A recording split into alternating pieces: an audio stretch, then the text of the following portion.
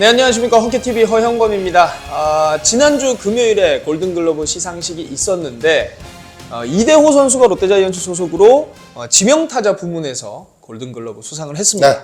네, 축하합니다.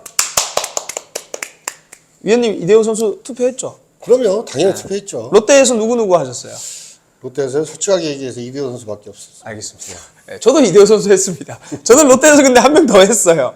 온전히 팬심으로. 네, 근데 제가 사실 주말에 이대호 선수를 만났었거든요. 네. 지난 주말에. 놀리더라고요. 그 다른 선수 했다고. 아. 야, 이건 너무 팬심 아이가? 이러면서 저한테. 근데 뭐 팬심으로 투표하는 그 투표 인단들이 좀 있어요. 네. 하주석 선수도 한 표를 받았으니까. 아, 그래요? 네. 한 명은 제가 팬심으로 했습니다. 네, 누군지는 말하지 않겠습니다. 네. 근데 정말 한 명은 팬심으로 했습니다. 자, 어쨌든 롯데에서 골든글러브 수상자가 은퇴 선수가 나왔다라는 거, 이것도 어떻게 보면은 롯데라는 팀이 뭐 그렇게 강한 선수가 별로 없었다. 그렇죠. 뭐 솔직하게 냉정하게 말해서 그렇게 이야기를 해야 될 것 같은데, 어쨌든 골든글러브를 받은 선수가 은퇴를 했어요. 그렇다면 팀에는 분명히 그 선수에 대한 어떤 빈자리가 느껴질 수 있기 때문에 오늘은 롯데자이언츠가 내년에 이대호 선수의 빈자리를 좀 어떻게 메워야 되고, 이대호 선수가 빠짐으로써 롯데는 좀 어떤 변화가 있는지에 대해서 이야기를 드리고 싶습니다. 일단은 먼저 롯데자이언츠의 정말 정신적인 지주가 이제 빠져나갔단 말이에요. 그렇죠.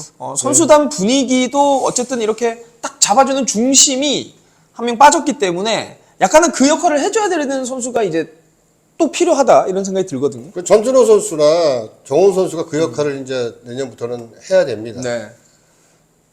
고참이 그 선수단을 다독거리고 팀워크를 맞춰가는 이런 역할을 하게 되면 개인 성적은 좀 떨어질 수 있어요. 근데 누군가는 해야 되는 일이고 그 일은 고참들밖에 할 수가 없는 일이기 때문에 전준호 선수나 아니면 정훈 선수가, 이대호 선수가 그동안 지켜왔던, 해왔던 이런 일들을 이제는 나눠서 해야죠.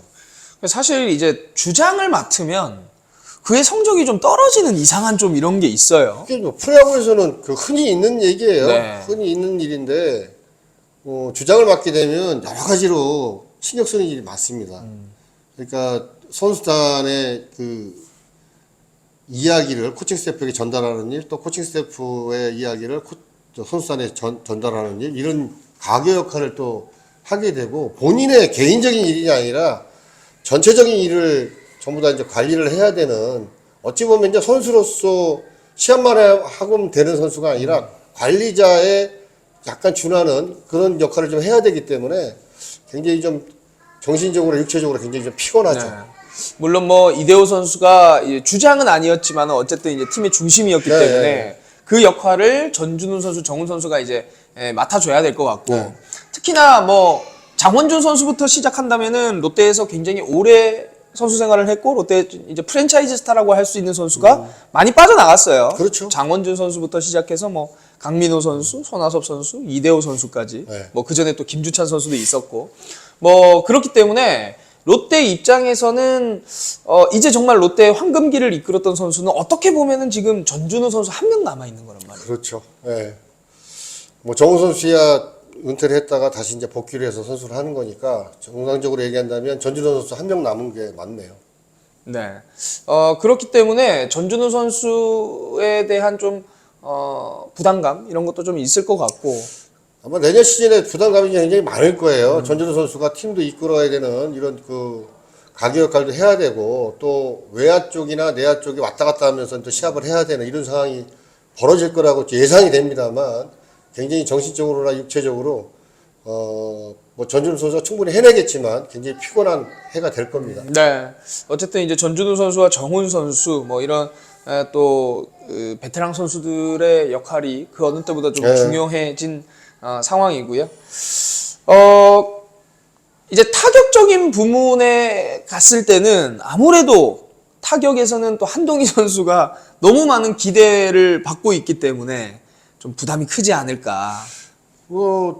이대호 선수가 은퇴하기 전부터 부담감은 가지고 있었을 거예요. 이대호를 대체할 수 있는 선수다. 그만큼 해줘야 된다. 앞으로 성장을 해야 된다. 이런 부담감을 계속 갖고 시합을 했을 텐데, 이대호 선수가 이제 은퇴를 했습니다. 그 부담감이 더 크게 다가오는 해가 될 텐데요. 너무 부담감을 안 갖고 시합을 하는 게 좋지 않겠나. 저 개인적으로 그렇게 생각합니다. 네. 이대호 선수가 어쨌든 3할에 20홈런에 100타점을 때린 선수이기 때문에 최소한 이거는 해야 되지 않을까? 이런 생각도 하실 것 같아요. 팬분들께서는. 뭐 팬들은 그렇게 생각을 하겠죠. 이대호 선수가 빠져나갔으니까 그 역할을 한동희가 충분히 해줄 거고 그만큼 할 거라고 믿어 의심치 않지만 뭐 제가 냉정하게 말씀을 드린다면 이대호 선수하고 한동희 선수의 이 기술적인 면이나 실력적인 차이는요 좀 갭이 있어요. 큽니다. 그래서 네. 너무 거기에 좀 얽매여서 부담감을 갖고 시합을 하다 보면 슬럼프가 길어질 수가 있거든요. 그렇기 때문에 그런 부분들은 좀 뭐 한동희 선수가 좀 잘 조절을 해서 시합을 하면 이대호 선수만큼 성적은 더 낼 수도 있지만 안 나올 수도 있잖아요. 너무 거기에 연연하지 않았으면 좋겠습니다. 한동희 선수 입장에서는 올 시즌이 정말 본인의 어떤 이 야구 인생 중에 제일 중요한 시즌이 될 수도 있겠네요. 아, 그렇죠. 네, 이 압박감이라든지 이런 기대들을 이겨내느냐, 네. 아니면은 그렇지 못하느냐. 그렇죠. 거기서 이제 이거를 뚫어내느냐, 그러지 못하느냐 굉장히 좀 중요할 것 같네요.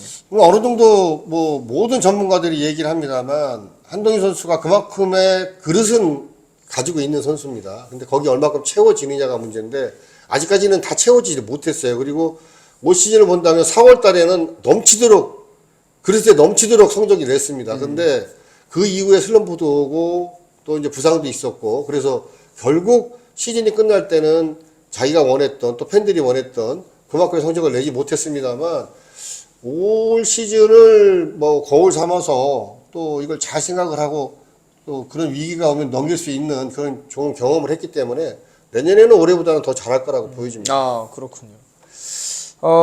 한동희 선수 혼자서 또 이제 너무 부담감이 있으면은 또 이제 오히려 망치는 경우가 있기 때문에. 그렇죠. 앞에서 뭐 전준우, 네. 뒤에서 렉스, 뭐 이렇게 같이 좀 합심을 해줘야 될 것 같다는 생각도 들어요. 뭐 그렇게 되면 팀은 더 강해질 수 있습니다.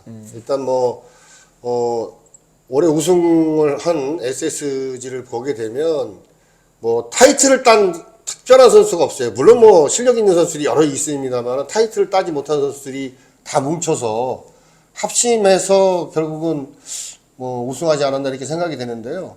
뭐 얘기가 좀 빗나갔습니다만 이대호 선수의 빈자리를 한동희 선수 혼자 메우기는 굉장히 힘들다고 보여져요. 그럼 옆에서 렉스 선수랑 전준호 선수가 조금만 도와준다 그러면 거기에 대한 이대호 선수에 대한 공백은 어느 정도 메꿔지지 않을까 그렇게 생각이 됩니다. 그렇군요.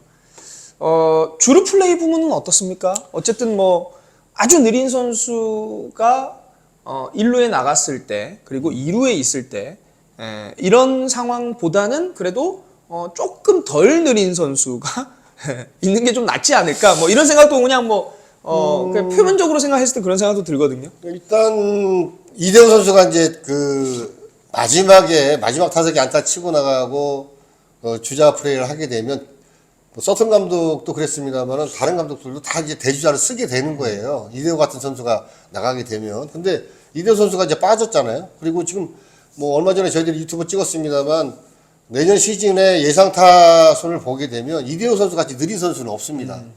뭐 유강남이 조금 느리긴 합니다만 이대호 뭐 유강남 선수는 뭐 뺄 수 있는 상황이 되면 또 빠지겠죠. 뭐 주루 플레이 같은 경우에는 글쎄 이대호가 빠졌다고 해서 특별하게 뭐 좋아졌다, 좋아질 거다 이런 얘기는 감히 말씀을 못 드리겠네요. 뭐 거기서 거길 거다. 거기서 거깁니다. 네, 거기서 거길 거다라고 생각을 하시는 거네요. 뭐 수비적인 부분이야 뭐 이대호 선수가 가끔씩 뭐 1루를 보긴 했습니다만 어쨌든 뭐 1루 수비는 이대호 선수도 잘했잖아요. 아, 이대호 선수 뭐 3루 수비도 굉장히 잘합니다. 네. 잘하고 1루 수비는 뭐 수준급이라고 볼 수가 있고요. 그 역할을 전준호 선수가 이제 해야 될 것 같은데 정훈 선수하고 네네. 참 두 선수가 어깨가 좀 무거울 것 같아요. 어쨌든 수비적인 측면에서는 정훈 선수가 본인의 좀 타격감을 다시 좀 살리면서 계속 레귤러 선수로서 출전을 해주는 게 롯데로서는 좀 베스트라고 봐야 되겠네요. 그렇죠. 정훈 선수 같은 경우는 어느 정도 이제 공수주에 다 기량을 갖추고 있는 선수잖아요. 베테랑 선수고. 근데 올 시즌을 되돌아보면 부상 때문에 컨디션 조절을 잘 하지 못해서 결국 성적이 안 좋았어요. 근데 내년 시즌에는 오래 같지는 않을 거라고 보여지거든요.